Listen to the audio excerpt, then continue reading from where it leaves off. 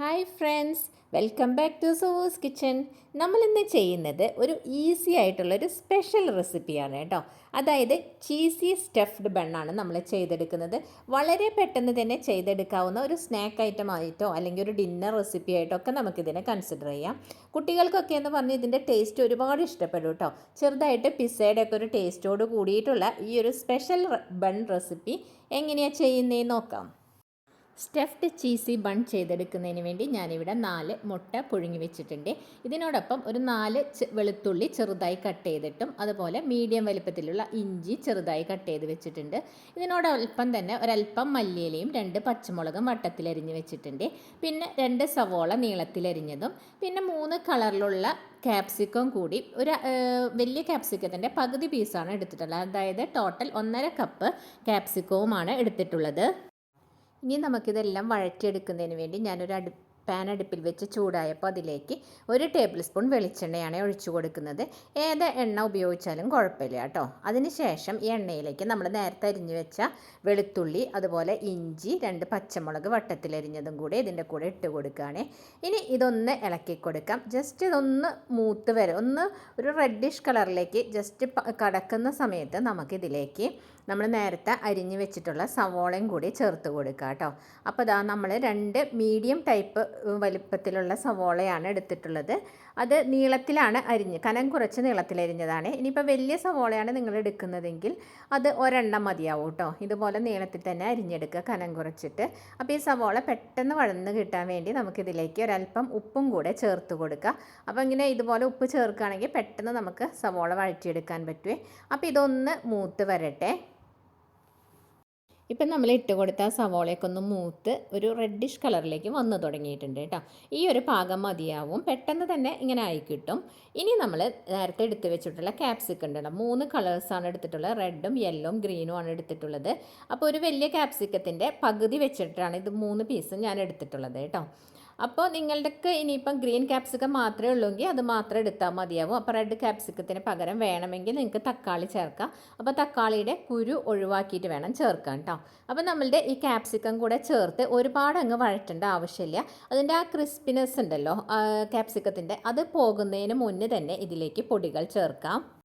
അതിനു വേണ്ടി ഇതിലേക്ക് 1 ടീസ്പൂൺ കാശ്മീരി ചില്ലി പൗഡറും 1/4 ടീസ്പൂൺ മഞ്ഞൾപ്പൊടിയും 3/4 ടീസ്പൂൺ മല്ലിപ്പൊടിയും പിന്നെ 3/4 ടീസ്പൂൺ തന്നെ മീറ്റ് മസാല ഉണ്ടല്ലോ, മീറ്റ് മസാല പൗഡറും കൂടെ ഇടുന്നുണ്ട്. ഇതിനോടൊപ്പം ഒരു 1/2 ടീസ്പൂൺ ജീരകത്തിൻ്റെ പൊടി, അതായത് ക്യുമിൻ സീഡും കൂടെ ചേർത്ത്, ക്യുമിൻ സീഡിൻ്റെ പൗഡർ കേട്ടോ കൂടെ ചേർത്ത് ഇത് നന്നായിട്ടൊന്ന് മൂത്ത മണം വരുന്ന വരയ്ക്കും വഴറ്റിക്കൊടുക്കാം. ഇപ്പം നമ്മൾ ചേർത്ത് കൊടുത്ത മസാലകളെല്ലാം നന്നായിട്ട് മൂത്ത് വന്നിട്ടുണ്ട്. ഈ സമയത്ത് നമ്മൾ നേരത്തെ അരിഞ്ഞു വെച്ച ഒരല്പം മല്ലിയില ഉണ്ടല്ലോ, അതും കൂടെ ചേർത്തിട്ട് ഇതിനോടൊപ്പം നന്നായിട്ട് മിക്സ് ചെയ്ത് കൊടുക്കാം. അതിനുശേഷം നമ്മൾ ചേർക്കുന്നത് ടൊമാറ്റോ സോസാണ്. 1.5 ടേബിൾ സ്പൂൺ ടൊമാറ്റോ സോസും കൂടെ ഇതിൻ്റെ കൂടെ ചേർത്ത് കൊടുക്കുക കേട്ടോ. എന്നിട്ട് ഇത് നന്നായിട്ട് മിക്സാക്കി കൊടുക്കുക. ഈ സമയത്ത് ഇതിനകത്ത് ഉപ്പ് ഇനി ആവശ്യമുണ്ടോ എന്നുള്ളത് ചെക്ക് ചെയ്യണം. ആവശ്യമുണ്ടെങ്കിൽ ഈ സമയത്ത് ചേർത്ത് കൊടുക്കണം കേട്ടോ. അപ്പോൾ ഇനി നമുക്ക് ഈ ടൊമാറ്റോ സോസും കൂടെ നന്നായിട്ട് മിക്സ് ചെയ്തതിന് ശേഷം നമുക്ക് ലാസ്റ്റായിട്ട് ഇതിലേക്ക് ഒരു 1/2 ടീസ്പൂൺ പെപ്പർ പൗഡറും കൂടെ ചേർത്ത് കൊടുക്കുക. ഈ പെപ്പർ പൗഡർ ഇതിൽ ചേർക്കുമ്പോൾ ഈ എഗ് മസാലയ്ക്ക് ആ പെപ്പറിൻ്റെ ഒരു സ്മെല്ല് നന്നായിട്ട് മുന്നിട്ട് നിൽക്കുമ്പോൾ ഒരു പ്രത്യേക ടേസ്റ്റ് കൊടുക്കും കേട്ടോ. അതുകൊണ്ടാണ് നമ്മളിപ്പോൾ ലാസ്റ്റ് പെപ്പർ പൗഡർ ചേർത്ത് കൊടുത്തത്. ഇത്രയും മതിയാവും. ഇനി നമുക്ക് തീ ഓഫ് ചെയ്ത് കൊടുക്കാം. പിന്നെ നമ്മളുടെ മസാല തണുത്ത് വരുന്ന സമയം കൊണ്ട് നമ്മൾ ബോയിൽ ചെയ്ത് വെച്ച എഗ്ഗ് ഒന്ന് ഇതുപോലെ നെടുകെ ഒന്ന് കട്ട് ചെയ്ത് കൊടുക്കാം കേട്ടോ. അപ്പം ഞാനിവിടെ എല്ലാം ഇപ്പോൾ കട്ട് ചെയ്തെടുത്തിട്ടുണ്ട്. നമുക്ക് സ്റ്റഫ് ചെയ്യാനുള്ള ബണ്ണൊന്ന് റെഡിയാക്കി എടുക്കാം. അതിന് വേണ്ടി ഒരു ബണ്ണ് എടുത്തിട്ട് ഞാൻ ഇതിൻ്റെ മുകളിൽ ഇതുപോലൊരു സ്റ്റീലിൻ്റെ ബൗൾ വെച്ച് ഒന്ന് കട്ട് ചെയ്ത് കൊടുക്കുകയാണ്. അതിൻ്റെ അടിവശത്തേക്ക് ഒരുപാട് അങ്ങ് ഇറങ്ങിപ്പോകാണ്ട് ശ്രദ്ധിക്കണേ. അടിവശം കൂടി കട്ടായി കഴിഞ്ഞാൽ നമുക്ക് പിന്നെ ഇതുപോലെ ചെയ്തെടുക്കാൻ പറ്റില്ല. അതല്ലെങ്കിൽ ഒരു കത്തി വെച്ച് ചെയ്യുന്നവരാണെങ്കിൽ കത്തി വെച്ചിട്ട് ഇങ്ങനെ റൗണ്ടായിട്ട് കട്ട് ചെയ്താൽ മതി കേട്ടോ. അപ്പോൾ ഇതിൻ്റെ മുകൾ വശം അങ്ങ് മാറ്റി കൊടുക്കുക.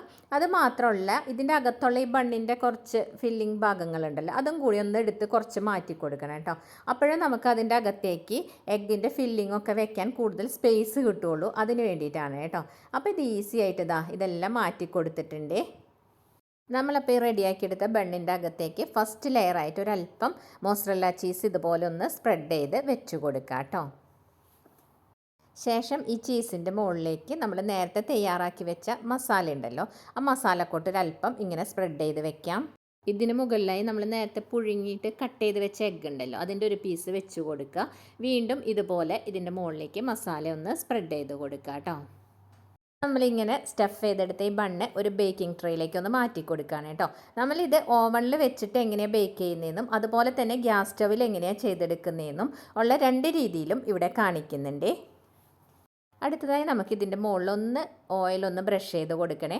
അപ്പോൾ ഒരു ബ്രഷ് എടുത്തിട്ട് അതുപോലെ ഒന്ന് ഓയിൽ ബ്രഷ് ചെയ്ത് കൊടുക്കുക. അതല്ലെങ്കിൽ ഇതുപോലെ സ്പ്രേ ബോട്ടിൽ ഉണ്ടെങ്കിൽ ഓയിൽ ഇതുപോലെ സ്പ്രേ ചെയ്ത് കൊടുക്കുക. നിങ്ങൾക്ക് ഏതാണോ എളുപ്പം അതുപോലെ ചെയ്യാം കേട്ടോ. ഇനി നമുക്കിതുപോലെ ചീസ് സ്ലൈസ് ഉണ്ടെങ്കിൽ ഇതുപോലെ എടുക്കുക, അല്ലെങ്കിൽ മൊസറല്ല ചീസ് ആയാലും മതിയാവും കേട്ടോ. അപ്പോൾ നമുക്ക് ഈ ചീസ് സ്ലൈസ് ഓരോന്നും ഓരോ ബണ്ണിൻ്റെ മുകളിലായിട്ട് ഇതുപോലെ അങ്ങ് നമുക്ക് വെച്ച് കൊടുക്കാം കേട്ടോ. നമ്മളിപ്പോൾ ഇവിടെ എല്ലാം തന്നെ ഇതുപോലെ ഇങ്ങനെ ചെയ്തെടുത്തിട്ടുണ്ട് കേട്ടോ. അടുത്തതായി ഈ ചീസിൻ്റെ മുകളിലായിട്ട് നമുക്ക് ഒറിഗാനോ ഇതുപോലെ സ്പ്രെഡ് ചെയ്ത് കൊടുക്കാം. അടുത്തതായി ഇതിൻ്റെ മുകളിലായി ഒരല്പം ചില്ലി ഫ്ലേക്സും കൂടെ ഇതുപോലെ ഒന്ന് നമുക്ക് സ്പ്രെഡ് ചെയ്ത് കൊടുക്കാം. ബേക്ക് ചെയ്ത് വരുമ്പോൾ ഒരു ഭംഗിക്ക് വേണ്ടി ഇങ്ങനെ കളർഫുൾ ക്യാപ്സിക്കം കൂടെ നമുക്കൊന്ന് സ്പ്രെഡ് ചെയ്ത് കൊടുക്കാം. അടുത്തതായി ഒലീവ്സ് ഉണ്ടെങ്കിൽ ഇതുപോലെ വെക്കാം, തികച്ചും ഓപ്ഷണലാണ് കേട്ടോ. ഇതൊരു ഭംഗിക്ക് വേണ്ടി വെക്കുന്നതേ ഉള്ളൂ. ആദ്യം നമുക്ക് ഗ്യാസ് സ്റ്റൗവിലേക്കുള്ളത് വെച്ച് കൊടുക്കാം കേട്ടോ. അപ്പം ഞാൻ ഇതുപോലൊരു പാത്രം 10 മിനിറ്റായിട്ട് പ്രീഹീറ്റ് ചെയ്തുകൊണ്ടിരിക്കുകയായിരുന്നു. സ്ലോ ടു മീഡിയം ഫ്ലെയിമിൽ വെച്ചിട്ടാണ് പ്രീഹീറ്റ് ചെയ്തിരുന്നത് കേട്ടോ. ഇനി ഇതിലേക്ക് നമ്മൾ ഗ്യാസ് സ്റ്റൗവിലേക്ക് വെക്കാൻ വെച്ചിരുന്ന ബണ്ണുണ്ടല്ലോ, അത് ഞാനൊന്ന് മാറ്റി കൊടുത്തിട്ടുണ്ട്.